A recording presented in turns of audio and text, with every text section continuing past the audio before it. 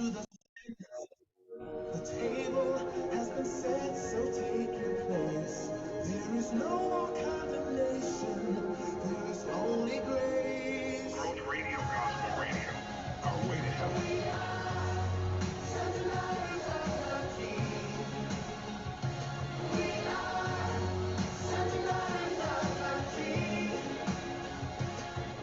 Growth Radio, Gospel Radio. Our way to heaven. One king and one kingdom making people feel like family. Growth Radio is growing with a new program, Interview with the Authors. Local authors, regional authors, international authors, new authors, and well-seasoned authors too. Join us every Thursday evening from 7 p.m. to 8 p.m. AST. We're interviewing authors, and who knows, next time we could be interviewing you. Interview with the Authors every Thursday evening, 7 p.m. to 8 p.m. on growthradiott.com. Growth Radio. Growth Radio. Growth Radio. Growth Radio. And what a beautiful evening it is, Growth Radio listeners. We are so glad to have you. My name is Ms. Charisse Janine Broome, and I will be your host for the next hour or so. This is Interview with the Authors. We are here every Friday evening. Every Thursday, that is. Every Thursday evening from 7 p.m. to 8 p.m. on growthradiott.com. Welcome. Where are you listening to us from? Give us a little shout out. We are on Facebook, we're on YouTube. You can write into us at any time. Let us know what you think of the programs. Give us some feedback. We love to hear from you. All right. And this evening, we have a wonderful guest, and I know her from a little bit way back, not too far back. But, she has been an integral part of my life as well. And she is an author. She is a writer. She is a mother. She is a copy editor. She's many, many things. And we're going to find out a little bit more about her as the interview progresses. And before we even get into that, I wanted to say, as I usually do, I wanted to say thank you. Thank you to all of you Growth Radio listeners and supporters, wherever you are. If you are in Trinidad and Tobago, or if you are overseas, we want to say thank you for your faithfulness. We want to say thank you for supporting us in every way that you have been doing.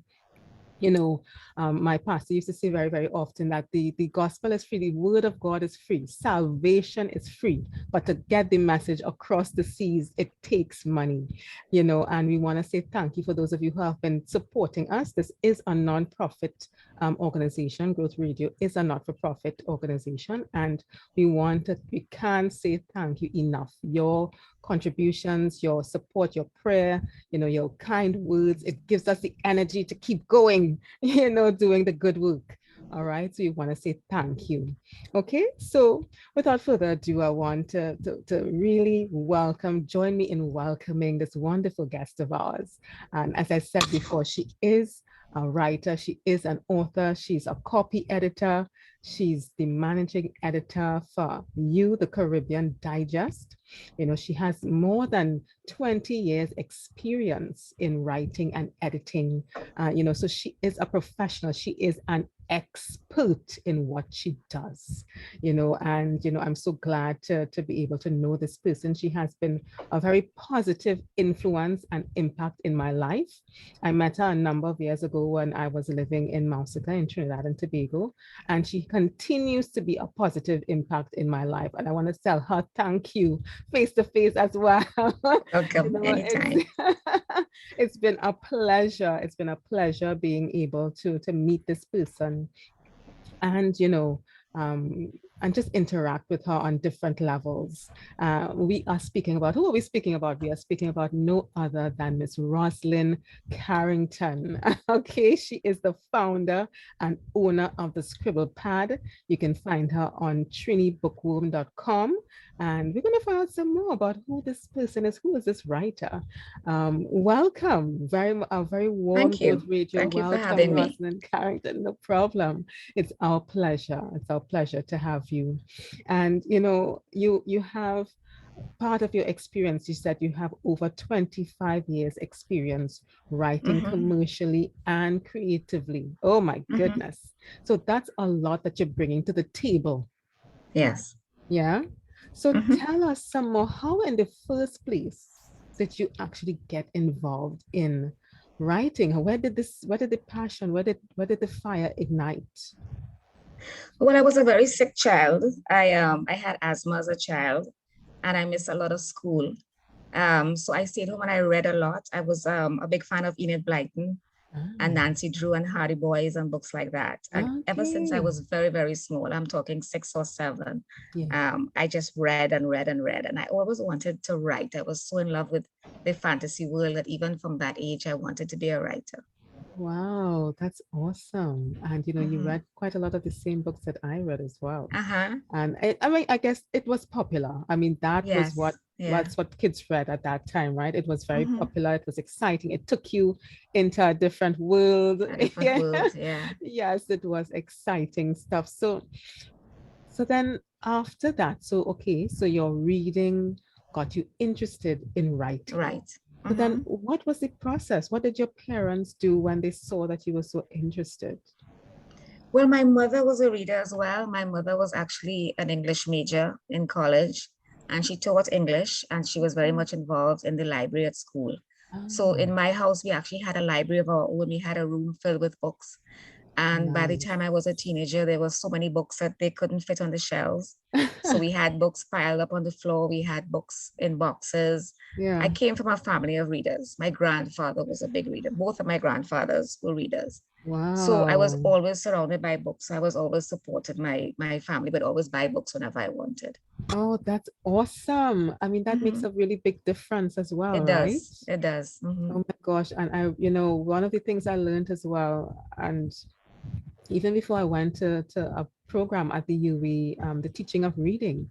And one of the Mhm. things that they said was very important to help children, even to learn to read, is to just have Mhm. an environment Right. conducive to reading, have Mhm. lots of words around, whether it's Right. books or it's a newspaper, it's a magazine, just have words around so that, the environment is conducive to your child learning to read and Mhm. loving to read, you know. Mhm.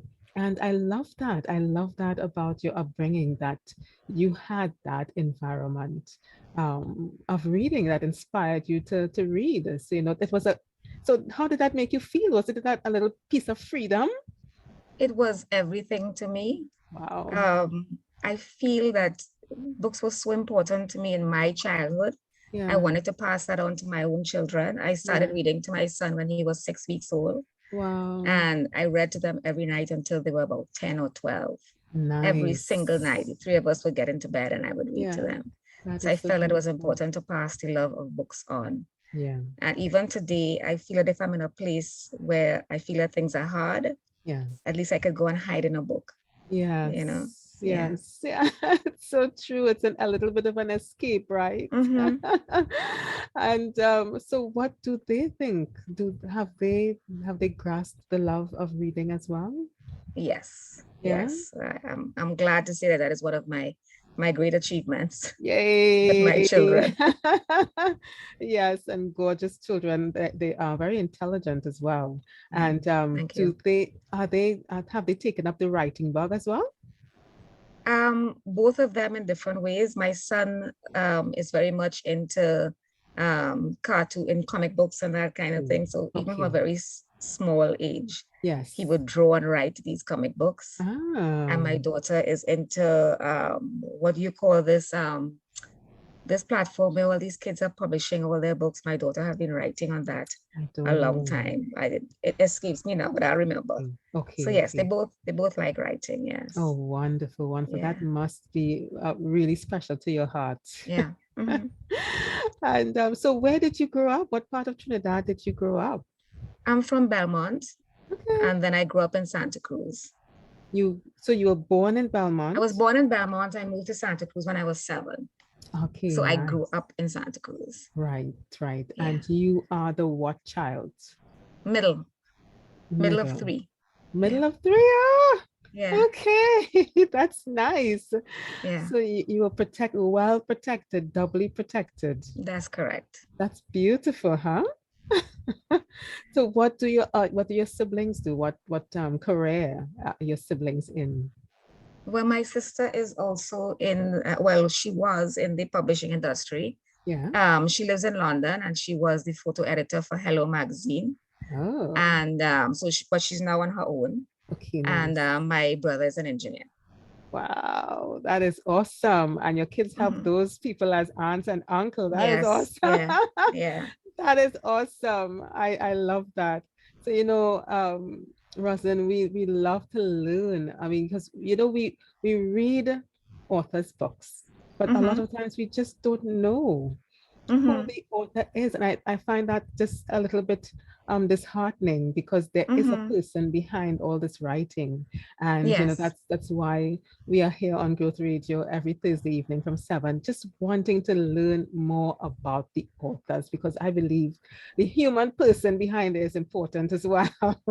you it does know, affect what we write, who we yeah, are and who yes. we grew up to be does Yeah. affect what we write, yes. Yeah. So did Mhm. you have any favorite local authors that you loved growing up? I did a lot of local books in school. I remember Selvon. I think Selvon was funny. Early Hmm. Naipaul was very funny. Yeah. So that is what I was exposed to as a child. But I Okay. have to say, in my youth, we're talking the 70s and the 80s, we didn't get a lot of local books. We got a lot of the foreign books. So that is really what I grew up reading. We didn't Okay. have the opportunities that this generation has to be Yeah. exposed to local writing, Okay. because back in the day, it was very, very hard to get published. So I can't say I was lucky enough to have a lot of local writers. All right. Was it all because of the lack of books, or is just that the choice to not expose children to that at schools? It just wasn't taken up. No, I think, you see, if you look at all the early West Indian writers, you're looking at Selvon, you're looking at Naipaul, people like that, they all had to migrate in order to be published, Okay. because we really didn't have an industry. The way the publishing is set up, you have to be in a metropolitan country to find a publisher, to find an agent, to find a manager. Mm, And that has changed only because of communication and technology. right. So in the 80s, if I wanted to be a writer in the 80s, I would Hmm. probably have had to move to New York or move to London, I which is see. what a lot of West Indians did. Yes. It's only now to be able to sit at our desks, write Hmm. an entire manuscript, and email it Yeah. to our Yeah. publisher.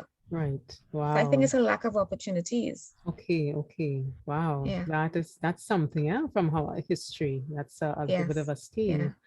And but I'm glad things have changed, and I hope that it Yes. changes even more for the better.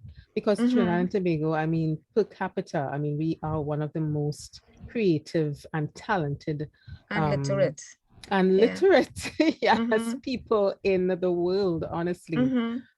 If we were to do the research and see the statistics, Trinidad Yeah, and that's Tobago right. is rich in Mm-hmm. on many levels. And that's one of the things I really want our children to understand as That's well, correct. Yeah. that they can be proud of us. They can be Yeah. proud of who they are. Yes. And I love that you bring that out in your writings as well.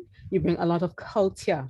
Mm-hmm. It's not always pretty, but it's us. Mm-hmm. Mm-hmm. That's us. And we have to be able to face that. And we can make decisions. We can make decisions based on the reality, And I want to say thank you for your contribution to the local landscape, the local Thank writing you. landscape.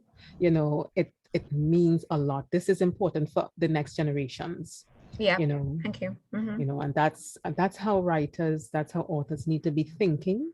You need to think generationally. You want Yes. to leave a generational blessing, of writing, of reading, of Well, I loving to think learn. Yeah. I think also what was always at the front of my mind Yeah. was the narrow perspective that people outside of the country had, or even the region, Yeah. had of us as West Indians, and the expectations of seeing it reflected in our literature. Mm, Early literature in the 60s and 70s were all about the negritude movement, when people of Afro and Indian descent were now coming out of a colonial experience. Right. And they expected all of our writing to be about that, Oh. all about the struggle and all about us finding our identity, etc. But they didn't seem to understand that we also exist as people. Yes. That we have problems with our families, problems with our husbands and our jobs, and we have challenges within our personal life. Yeah. So I think a lot of early West Indian literature was all about the struggle and ignored the fact that it is possible to write about us as human beings. Human beings, and yes. not necessarily about our color, our race, our battle, whatever, you know?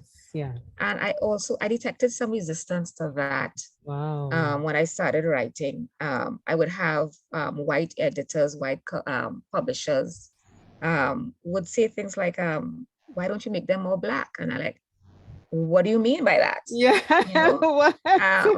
like the English was too good, and why the dialogue doesn't sound realistic. I had someone tell me, why don't you have them say I be doing and I be going? And I'm saying, but we don't talk like that. Right.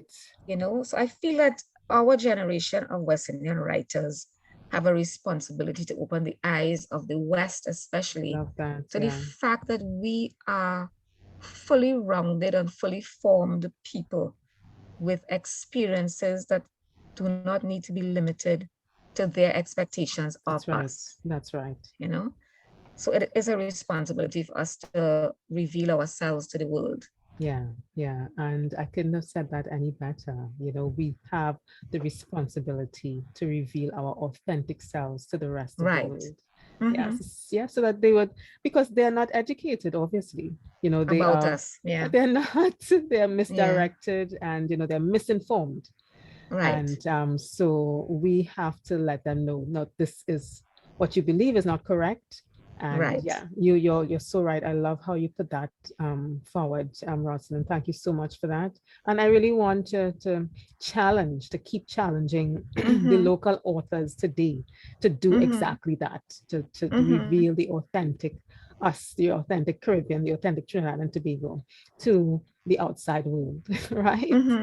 And that enriches everybody's experience, you know, when we don't you know, bow to the limitations of others. You know, we don't have to do that. We don't have to fit into anybody's box, anybody's mold. Exactly. Yes, you know, I mean, God doesn't even put us in a box, so why should we go into other people's boxes? That's ridiculous. So be brave, be courageous, and be you. So thank you so much for that, Rosin. I love that. So what was the first book that you wrote, Miss Carrington? What was the first book you wrote? The first book that I published was A Thirst for Rain, and that was in 1999. Funny enough, I had two books come out a month apart. So the first was A Thirst for Rain. It also came out with a romance called Night Heat, which was published under a pen name. My pen name is Simona Taylor. So they came out at the same time. Wow, you were really working. Yes.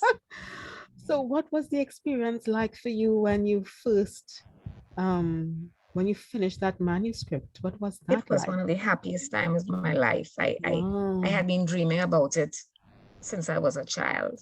Seriously. And the fact that someone wanted to publish my book and said it was good and said, you know, you're gonna be great, you're gonna do so well. That's it's one of the happiest moments of my life. One of the proudest moments. Oh, that's wonderful. That's wonderful. And we are happy for you as well. So did you have any mentors while you were starting out? Did you have mentors? Well, one person I want to mention is my English teacher. Her name was Hyacinth Bonnier Agard at St. George's College. She eventually went on to become principal. When I was in Form 2, I handed in an essay, but I didn't sign it. You know, I actually signed it with a fictitious name. The name was Joseph Campbell. And when she walked into the room the next day with all the manuscripts to hand back to the children, she said, "Will the real Joseph Campbell please stand up?" And I stood up in front of the class. I'm thinking, oh, what did I do? And she says, "Rosalind, when you publish your first novel, I want a copy." Wow. And it was the first time, I would have been about 13, that it occurred to me that Black girls, young Black West Indian girls, had the possibility of publishing. because like I said, I grew up with Enid Blyton and Nancy Yes. Drew and all of them. They were all Yeah. white metropolitan Yes. writers. But the idea that I myself could ever be published had never occurred to me before. Wow. And I always think of her as having changed my entire life. Wow. And after that, every book I published, I took a copy for her. That is so beautiful. Yes. Rosalind, that is so beautiful. And yeah, it's beautiful when, and I'm so glad you said that, because that's a big deal. That's a big to be deal. supported, for a child to be supported by an adult, and for an adult to say openly, you can do this. Yes. Right. And you have what it takes is very, very important. That's a big deal. That level of affirmation. And you, as you said, publicly, you know, that's a big deal. And as you said, it changed the trajectory of your life. Of my entire life. Of your entire life. It does something to your mind, you know, and that really shows us the importance of teachers' influence. And it also shows us, you know, how important it is to stay positive. Because you can change, you have the power. Teachers, I mean, a lot of adults, but these teachers are persons in authority, and positions of authority. So you have the power to change the trajectory of a child's life for good or for evil. So be careful, adults, when you speak, what you say when you speak to children. You know, it's wow, that's really powerful, Rosalind. And I really want to say thank you for sharing that. You know, it's an indictment to all of us, to all adults, because whether or not you're in the teaching profession, you're teaching children something. Yeah. Right? By our attitude, by our actions, we are teaching children something, whether good, bad, or indifferent, right? So use your power. I'm speaking to adults, teachers, everyone, tutparai. Use your power responsibly. And I also have to say, when I was first published, a lot of writers reached out to me. Okay. My first year when I published those 2 books, I went to a conference in Chicago. And there were a lot of other writers there. Now, Black romance is a very tiny niche among the huge romance world. Okay. All right. Still, I was even published. To this day? It's a lot better now. But back then, there was just one publisher that was publishing romance for Black people, written by Black women. Okay. And I was one of those. I was published by that publisher. Yeah. And a lot of the women took me under their wing. There's one who was a West Indian. Who wrote me and said, I hear you're coming to the conference, you have to look me up. And she introduced me to other writers. Now, these are writers who would have been writing for 10 years, 15 years. And they said, look, you know, we need to go out for coffee. Wow. Let me tell you what this world is like, you know. Gosh, wow. One took me to lunch. A couple of this, I'm still friends with them on Facebook after more than 20 years. That's incredible. And they knew that I was young. They knew that I was from the Caribbean and that I did not know much about the environment over there. Yeah. And they took me under their wing, and not once did anybody treat me as if I was competing for their space. Right. You know, and to this day, I still believe that we as writers, particularly as Caribbean writers, have to pull each other up. Yeah. All right. I don't believe that anybody in my space is competing against me. And I feel that I, as a writer, have a responsibility to support any other writer. So any writer who has ever approached me for advice has gotten it. Yes. You know, I believe we need to hold each other up. Yeah. And that's the only way that Caribbean literature will thrive. We're not here to fight. We're here to hold each other up. Wow, that is awesome. Yeah, that is so true. We are here to hold each other up and support each other. That way each person can succeed. Right. You know, it's not a it's not a competition. It's not a competition. There's enough room, there's enough space in the universe for each writer to shine. And I really like that I'm glad that you you gave that point, Rosalind. Thank you so much. That's a very valid and important point and we have to keep saying it, because sometimes when you look outside, you know, it's a crabby kind of behavior. Right. We don't need to do that, is what you're saying, right? We don't have to act like that. It's not crab in bucket. Yeah. You don't have to act like that. There's Yeah. enough space for everybody. I've mentored young writers who have gone on to win international prizes. Wow. There was one that I encouraged to write. She gave up her career in law. No way. Could you She was mention a some lawyer. of their names?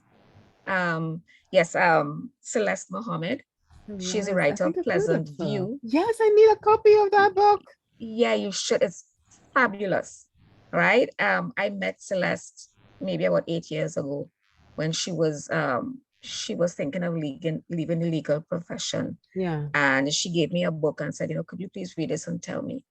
And Celeste and I had coffee and I said, this is one of the best books I have ever read. Wow. And she started to cry. And she signed up for an MFA overseas. She went to a foreign university, did an MFA, and she won prizes over there. And now she is a Booker Slit winner. She's won several prizes for this book. And I have no jealousy whatsoever. I'm so much in love with this book. Yes. And I feel so proud of her. Many other writers who have spoken to me years ago and are now publishing on their own and now winning their own accolades. And that is how we need to do it. Yes. I wrote her and say, my heart is so full for you. Wow. I just love to see other writers in this environment thrive. Yes. Yeah. And that is so beautiful. That is the beauty of support, of one person supporting each other, because their success is your success. Yeah. You get to share it. It's multiplied.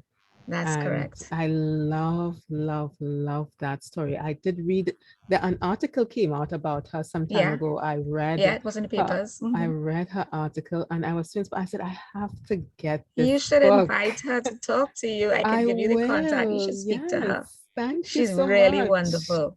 I'm positive of that. And so we'll talk about, I'm gonna do that when we come off of this interview, definitely. And and you are hearing that Roslyn is saying that she mentors other writers, and I want to let you all know that she also mentored me. She gave me advice for my first children's book. If you all don't know about it, it's called Awesome Father from Awesome Me, and it is very Caribbean. I mean, I don't know what you thought of it. Well, I know what you thought of it, Roslyn, when you did tell me, you did give me your feedback, but I'm thankful. I am also one of those recipients of Roslyn's magnanimity, of her grace, of her teaching, and of her experience. And you could only do that if you love something and if you love people. And I really want to say thank you, Roslyn. Thank you so much. You see the fruit of your investment. Yes. Right. And so what else do you think influences your writing when you sit down to write? How do you get your ideas, Ros? I have no idea. The Greeks used to believe in muses, Yes. It really does feel like something else takes over when you write, because you're not in control. Okay. And when I read what I've written, it doesn't feel as if I wrote it. Wow. So outside, it's like it's something outside. It's an inspiration. Right. But in the original meaning of the word, to inspire. Inspire, yeah. Yes. But I always advise writers, read newspapers. I used to have a file this thick with interesting newspaper articles, right, that I used to inspire me. You read a story about some argument somebody had, or even a murder or something, and I cut it out and keep it. And then when I'm looking 5 days, I go through all these newspaper clippings, and there's bound to be something there. I also say, you need to listen. You need to be real macocious. If you're on a maxi taxi, you listen to what people saying on the phone. You listen to conversations next to you, and you get ideas. I wrote an entire book based on one sentence I heard a colleague at work say to her friend. Serious? Could you share that with us? She said, my mother always said, beware of a man who gives you pearls. He will one day make you cry. Wow.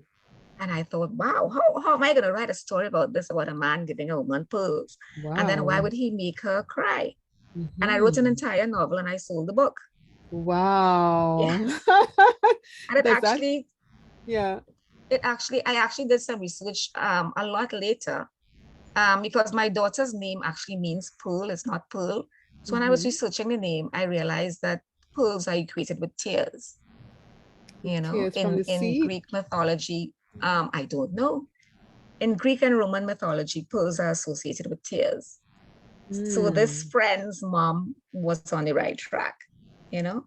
And if I had not been listening, with my ears open to all kinds of crazy things that people say, Yeah. it would never have occurred to me. Yes. You know. Yeah. So I tell new writers, just listen to what people say, and keep a journal, keep a dream journal. If you're dreaming something, get up and write it down, because your dreams are your subconscious mind trying to tell you something. And write everything that happens, even if it's the silliest thing or the most trivial thing, because you will never know when that can turn into a story. That's so true. That's so true. It's all around us. The ideas, the inspiration is all around us. Yeah, and I love that. I love that. And wow. And you know, Trinidadians, we have so much to say. We do. We do. And we're very creative. We are very creative human beings. I love that about us. I love it. And even the last person, I don't know who's the last person, but even this author, Hazel Lynch. I mean, look at how I was going to tell you about Hazel Lynch. I edited her book. Yes. Have you spoken to her? Yes. You did? Yes, I've spoken to her. I think she was my second interviewee. Wonderful. She is so amazing. Hazel is just so funny and so crazy. This book is crazy. Yeah. And the woman is a natural. It just comes out of her pores. It's her hair. It's just coming out of her. You know? I'm behind her. I'm ponging her all the time. When I get in the next book, let me get in the next book. She's working hard. I mean, she's incredible. She's incredible. Yeah. So I mean, if anyone is interested about Hazel's book, it's called Signor Fluffy, A Cat's Tale. It's about a bougie cat, grew up in Paris, but had to be, but transported to New York. Transferred to New York City. And, the whole story of that migration and having to be picked up from your place of comfort into a new lifestyle, from an animal's perspective. I mean, that is in the book. So I really would encourage persons to go get a copy. It's on Amazon, and she's also in Port of Spain. You could find her on Facebook. You could just click Hazel Lynch, and you're gonna find her, right? So yes, so that's really good. So what are some other really creative books that you had to proofread or edit that you really loved? Well, I want to mention Trisha Chin, who was a client of mine. I edited 2 of her books. Yeah. One of them, just over Christmas, was Paranging the Wrong House. Love that name. It's really funny. She's so funny and creative and very very Trinidadian. Yeah. I also think it would be nice if you could connect with interview her. Yeah, sure. I can. Yeah, she was very, very cool. Yeah, there are a lot of young writers, and I think that it's the new technology is allowing writers to publish for themselves. Yeah. As opposed to having to wait on someone else. Yes. We are no longer at the mercy of the publishers who will be telling us, we don't like this, we don't like that, do this, do that. Yeah. Now we can do things for ourselves. That's right. Yes, that's right. So I always advocated writers who really want to write, just take it into your own hands. Okay. Yeah, and there are people just like yourself who've gone before you, so you don't have to reinvent any wheel. Just learn from others' experiences. It's out there. And yeah, just go get them, go do it. And Just do it. there are good groups online. There's Right. Facebook, there's a group called I think the Writers Network or Writers Union of Trinidad. There are two. Writers Network of Trinidad and Tobago, Writers Union of Trinidad and Tobago. Okay. You know, and writers exchange advice for free. Right. You know, you could say, what do you think of this cover? Or where can I find a typesetter? Or how much should you pay for your book to print your book? Yeah. And they will say, well, down at this print free I paid this, but the other print free messed me up or something. Right. You know, so we have the channels to exchange information. Okay. And we are able to publish our own work ourselves. Yes. You know, and that completely empowers us. We no longer have to wait for somebody else to validate us. That's right. Or to change our stories. I used to be very upset at my publisher, which I stopped writing for quite a few years because I got upset with them asking for what I considered to be silly changes. Right. You know? Yeah. Right. Yeah, I remember that was one of my first experiences with a publisher. Well, it's an overseas publisher, and you know, I'm writing my little Trini. That's how we speak. And she's like, no, you have to put it in proper English. I'm like, what?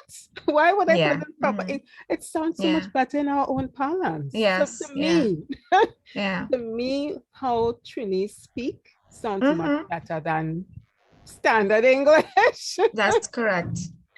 I love my language. I love my language. I love my agree. culture. I love it. I think we're awesome. And yeah, so I love that you said that. So that's the Writers Union of TNT, you say, on Facebook. And the Writers, and the Writers and Network. Writers Network of TNT. Yeah, they just need to do a search on Facebook. Okay. Yeah. So I would encourage persons, even if you have a child at home that you're seeing leaning towards that's right. that, you know, encourage them. Yes. Any other tidbits that you have for perhaps children, teenagers who have that penchant for writing? Well, I always recommend that you get a critique partner. You know, editing is very expensive. Editors are very expensive. And sometimes you're not at the point where you need an editor, because you need an editor to me when you are ready to publish. But if you're learning to write and you're learning to, and you're getting the experience, get a critique partner, right? There are organizations online that will match you up, just like they would match you up with a pen pal. I had several critique partners in my career. I got them from writersdigest.com, I think, or .org, I'm not sure. If you Google Writers Digest, it should come up. And they have like a forum, writersdigest.com, right? And there are forums where you can meet other writers within your genre. You want to be matched up with somebody. If you're writing horror, you want to work with a horror writer, you know? And what you do is you exchange manuscripts. You exchange chapter by chapter, and then you use comments or whatever and write on the other person's chapter.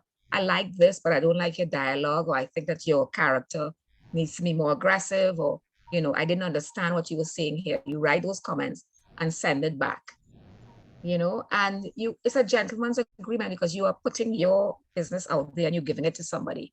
So you have to trust them, right? Yes. Not just with your ideas and your content. But not to trash your book, because sometimes it hurts. Yes. You know, you have to be able to explain this does not work because, as opposed to this is crap, why are you writing this? Right. You know, you're not supposed to be hurting somebody's feelings. Yes. But the best advice I could give anyone is critique partners. And again, you go back to Facebook, any one of these groups, and you say, I'm looking for a critique partner. Yeah. This is my genre. Would anybody want to partner with me? Okay. It's one of the best things that you can do for yourself as a new and emerging writer. Oh, excellent advice. And thank you so much. You know, so I hope you Growth Radio listeners, I hope you all are taking notes. If you're just tuning in to us, we are growthradiott.com. I am Miss Charisse Janine Broome. I'm your host, and we are interviewing the author and editor and founder of the Scribble Pad, Rosalind Carrington. All right. And we are here every Thursday. We are interviewing different authors every Thursday evening from 7 p.m. to 8 p.m. And we're so glad to have Rosalind Carrington with us. Rosalind is a freelance writer. She's an editor. She's a writing coach. She's a proofreader, and she has more than 25 years experience writing commercially and creatively. All right. So come tell a friend, or if you know of an author, definitely contact us at support@growthradiott.com and get in touch with us. We want to hear from you as well. All right. So Rosalind, tell us a bit more about what else you can do, your services. You don't only offer free advice, but you do have a business Yes. for writers. Tell us a little bit more about that. Well, I do editing and proofreading. As I said, the editing is really what you do before you are about to publish. You're looking for language, you're looking for structure, cohesion, etc. I do writing coaching as well, which is not necessarily focusing on the language, but it is saying you need to work on this plot, or you need to work on this theme. But recently, I've been doing a lot of ghostwriting, which is an emerging business, or maybe it has always been there, but the internet has opened it up. There are a lot of publishers online who are hiring ghostwriters and publishing these books under a pen name. So if you say, for example, Andy Smith, you might go online and find 20 books by Andy Smith. All right. And Mr. Andy Smith has not written any of these books. Mr. Andy Smith has hired 3 other writers. Yes. To write these books and submit them, and they're all being published under his name. Right. So he is doing all the business end of it. He's doing the management, the printing, the publishing, the distribution. Yeah. But he has the creative talent in the background writing these books for him. For him. Mm-hmm. Yes. Yeah. So again, Amazon Kindle has opened up that market a lot, because it costs almost $0 to put a book online. And these people are reaping the benefits, and writers like me are doing the work. Yeah, and it's a lot of work. Let me let you tell it. How much work is it to write a book, Rosalind? How much work is it? Full time. I can probably do a full-length novel in about 2 to 3 months. All right. My contracts are for books between 50 to 60,000 words. I can probably do that in 2 or 3 months. But I'm not working on that alone. I might be working on 2 or 3 books at the same time. Right. So I rotate. I'm very strict with time. I will say I'm going to spend 2 hours on this book today. Yes. And then I'm going to stop and I'm going to spend 2 hours on another book. Right. But I work full time at my desk every single day. Wow. Sometimes Saturdays and Sundays if I have a deadline, a very close deadline. Yeah. So it is hard work. It's hard work. It is hard work. It's a labor. I would say it's sometimes. Labor. It's a labor of love, because I think I'm in one of the few professions where I get up excited, and I say, finally, I can sit down, I can do my book. Yes. That's awesome. That's a gift from heaven to be able I think to do that. To do what you love, do what you love. That is instead of grumbling in an office, I hate this, Yeah. I'm truly blessed. I really have been blessed. That is a blessing. And we thank God for it, because we are seeing, the results of that. When you love something and you put your passion and you put yourself into it, it's a different result. Even in Trinidad, when they say, if you eat a meal and you say this person had no love, you just taste it. Yes, you could taste it. All you have is a little salt and that is it. No love. It makes a difference. It makes all the difference. And so we really are grateful that you are able to do what you love, and actually we can taste and see as well. We can see what it is you've produced, because love creates, That's love produces beautiful things. And I like that you are able to do that. And people don't look at this woman simple, because it's 14 novels she have. 14. Plus, she has ghostwritten, as she just said, she's ghostwritten. How many perhaps you've ghostwritten so far? 40 or 50. I'm Oh not sure. my I God. actually need to count. I keep telling myself I need to count, but I don't have time. But it's between 40 and 50 novels. That is a lot. And 6 memoirs. 6 memoirs. That is plenty work. That's not working. Yes, that's hard work. Years and years of hard work. That is a lot. So are you happy with the results? Yes. Of all of those years? Yes. Yes. Yes. Yeah. I think professionally, living the best possible life. Yes. Because imagine wanting to be something from the time you were 7 or 8. Yeah, and becoming that. Yeah. You have kids who say, I want to be a fireman. Yeah. And they don't become a fireman because life intervenes, Yes. but I wanted to be a writer. Yeah. I am a writer, and that is just amazing to me. That is beautiful. That's amazing to the soul. It's a sense of completion. It's not only accomplishment, but completion of you feel completed in your soul. You're doing what you were created to do. That is exactly it, because I genuinely feel that a lot of things have been put in my path for me to succeed. Yes. And a lot of people have been put in my path for me to succeed. Right. Like my auntie who bought me my first computer back in 1996 or something, when computers were thousands and thousands of dollars, because she knew I wanted to write, and meeting an agent and yes, and just being surrounded by books, all these books in my life, and people who wouldn't say, why are you wasting your time on this nonsense? You're gonna get that. I genuinely believe that all of these things were put in my path with a specific reason for me to get to this point. Yes. And I'm grateful for that. I'm grateful too. I'm grateful with you. Thank you. I'm grateful with you. God is a good God, he loves us. And, it's just nothing more beautiful than when someone is operating in their purpose. Yeah. It's just nothing like it. And we want to bless God for that, for you as well. And so, did you have a favorite? Do you have any of your books for your favorite writing? Were you really the most excited one over the other, or what? I like Candy Don't Come in Gray. Oh, really? That was my choice. Because it's about modern young women. Yeah. A Thirst for Rain is my bestseller. Yeah. It was translated into German and all of that, and it was reviewed in the New York Times and all of that. But Candy Don't Come in Gray is about young Trinidadian women. Yes.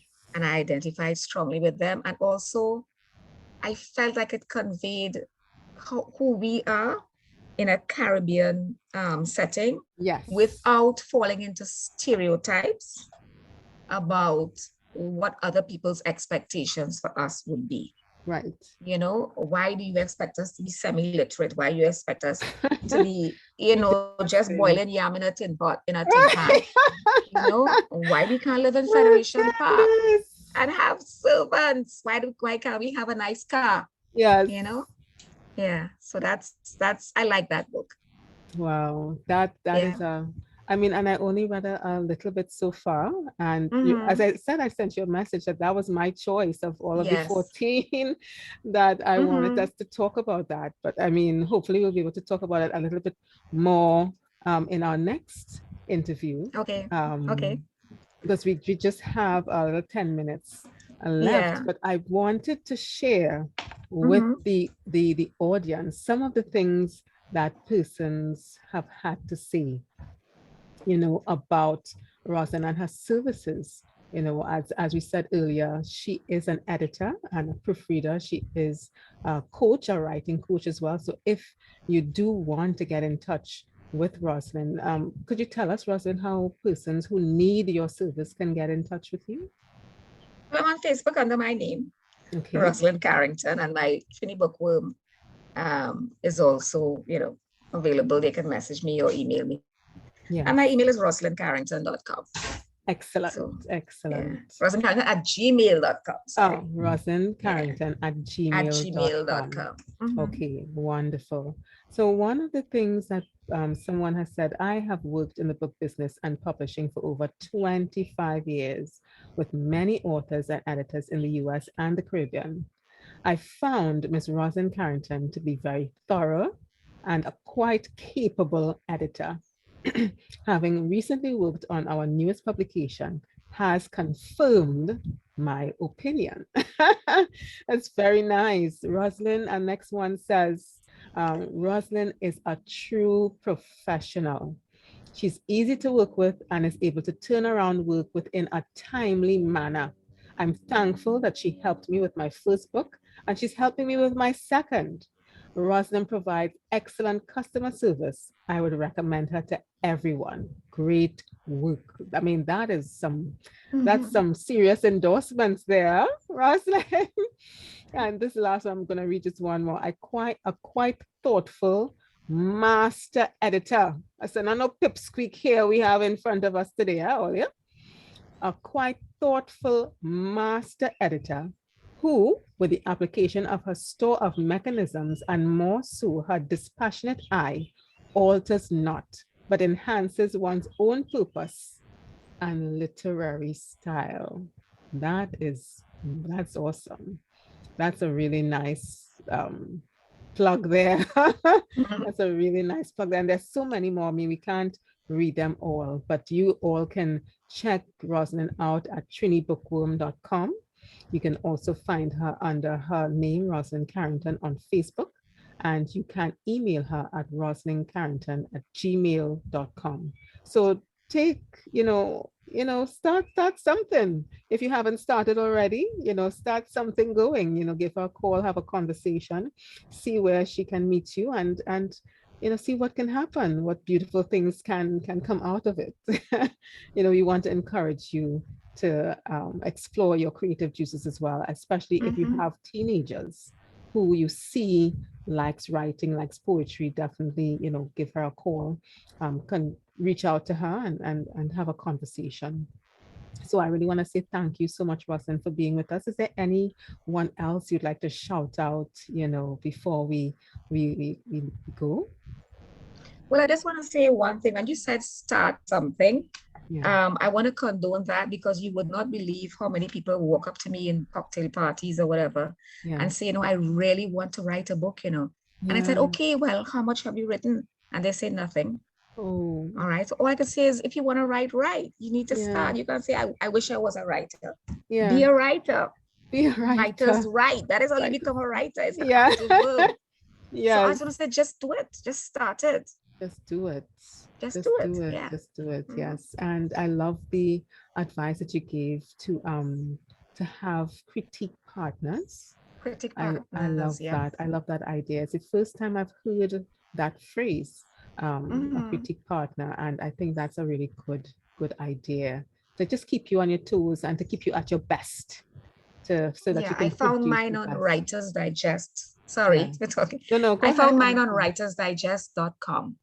So I don't know if they still do it, but that's where I found it. But you can also go on the writers groups on Facebook and ask, I need a critique partner. I'm sure that people will jump at the chance. Okay, awesome. Yeah. So that's writersdigest.com. You all see how many tidbits you all are getting here. And I hope you all have been taking notes. Writers Union of Trinidad and Tobago, that's on Facebook. And Writers Network of Trinidad and Tobago. They are also on Facebook. Feel free to research them, Google them, take a look and see what they offer. Ask them questions, and see what they can offer you in your writing journey. And I want to say thank you again, Rosalind, for being with us today. I hope you will come back with us and share some more about your books. It's been so pleasurable. Thank you. It's been very, very pleasurable. And it's just the tip of the iceberg that we've covered in this interview with this lady. And I want us to learn more about her. So until next time, we will see you again. Those of you who are listening abroad and locally, we want to say thank you again for your support. Do reach out to us on Facebook and on YouTube. We are there. You know, we love to hear from you. Tell us what you think about the content that we're putting out. What else would you like to hear from Growth Radio TT? Tell us, you know, if you as well, if you know any other author, if you are an author yourself, you can reach out to us at support@growthradiott.com. Am I saying the right thing? Yes, support@growthradiott.com. So that is our email address. If you want to be interviewed or interview with the authors, we are on www.growthradiott.com. You can listen out to our programs every Thursday from 7 p.m. to 8 p.m. So we would love to have you. And thank you again, Ross, and it's been a pleasure. You're welcome. Anytime. All right. So good evening, Growth Radio listeners. Until next time. Bye-bye. Bye. Rosin. Bye-bye. Growth Radio is growing with a new program, interview with the authors, local authors, regional authors, international authors, new authors, and well-seasoned authors too. Join us every Thursday evening from 7 p.m. to 8 p.m. AST.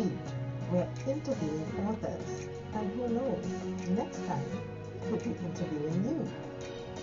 Interview with the authors every Thursday evening, 7 p.m. to 8 p.m. on growthradiott.com. Growth Radio.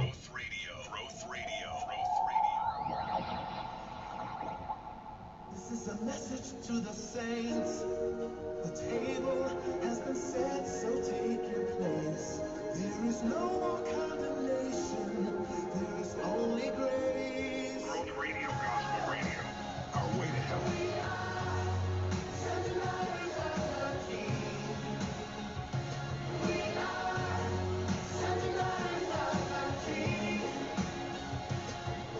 Growth Radio, Gospel Radio. Our way to heaven. One king and one kingdom making people feel like family.